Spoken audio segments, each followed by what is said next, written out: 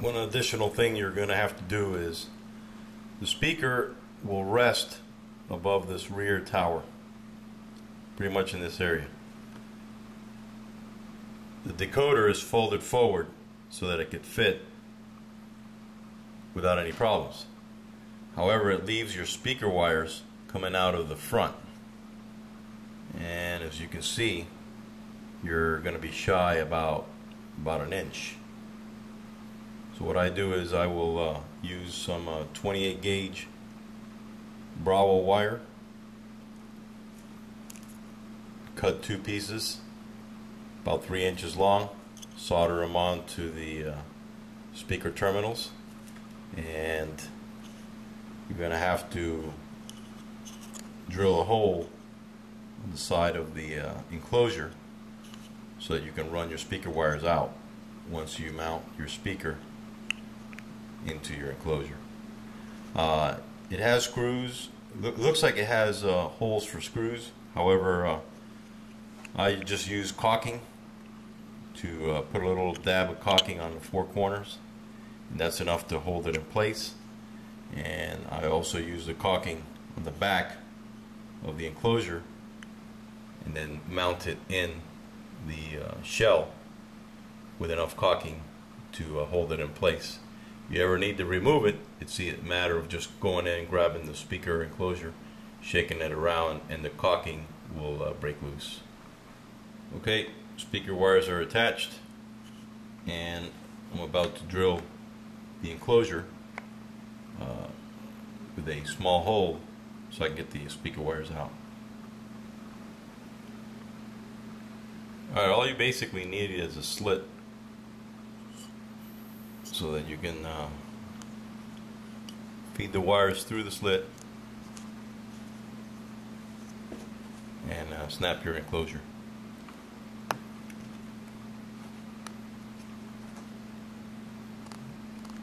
Now I will mount the enclosure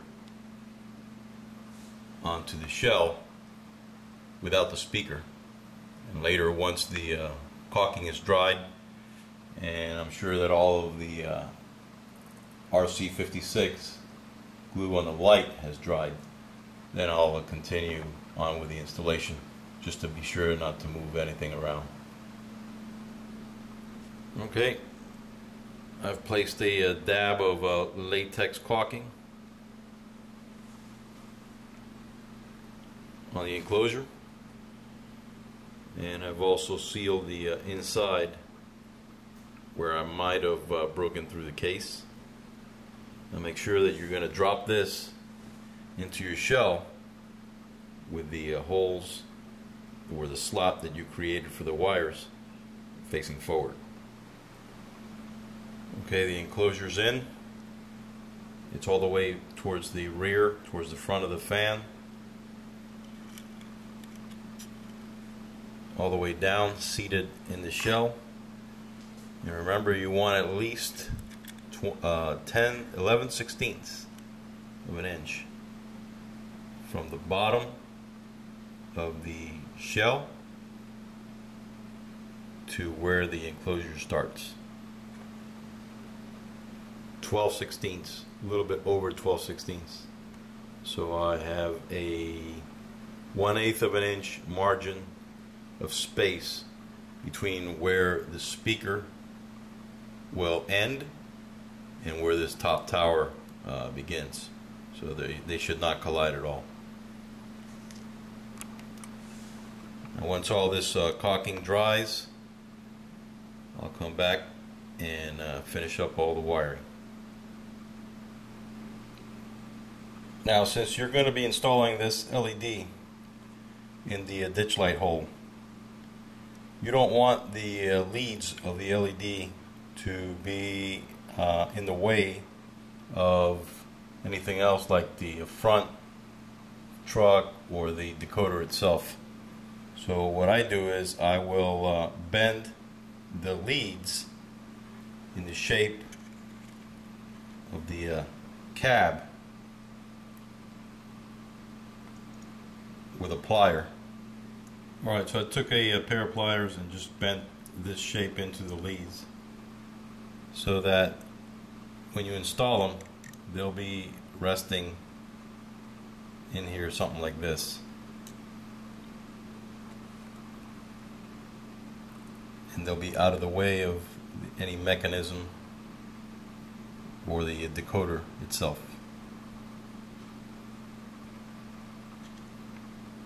The LEDs have two leads. One is short, one is long.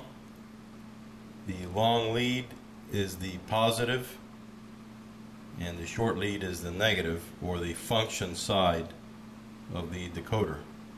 What I do is, since both the long leads have to be tied together to one common, I will orient the LEDs so that they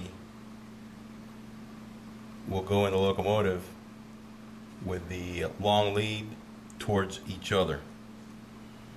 Okay, I've soldered the positive leads onto both LEDs, and I'm slipping over a piece of heat shrink tubing to cover at least one of the legs of the LEDs to make sure they don't touch electrically.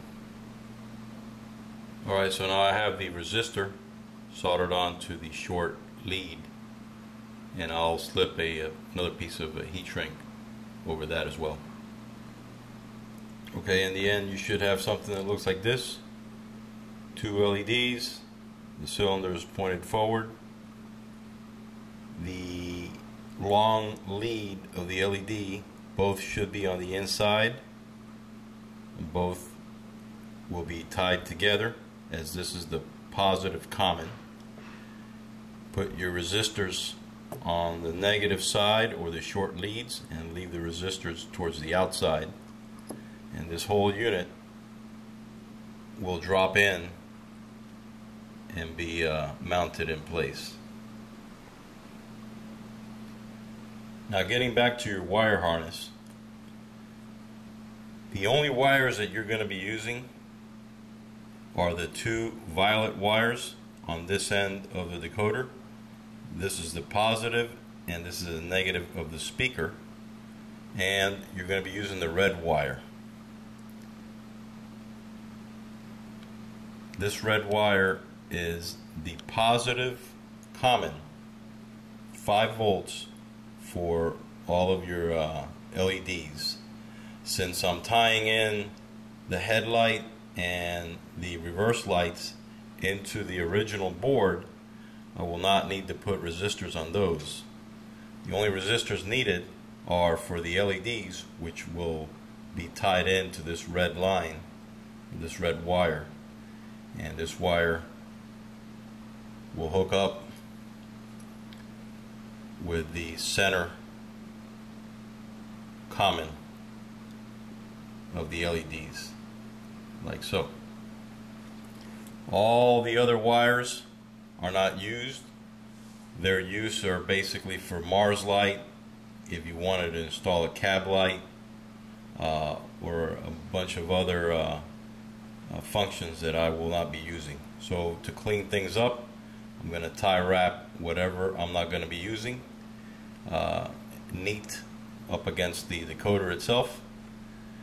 And on this side here, you're going to have to splice in the green wire and this brown wire at the end. This is the left ditch light and the green wire is the right ditch light function. If you follow them into the light board of the stock Athearn locomotive, you'll see that they go nowhere because they are not using them. However, they have to be there because it's part of the 9-pin NMRA plug. So what I'll do, I'll just cut into them and splice a wire so I can feed from them.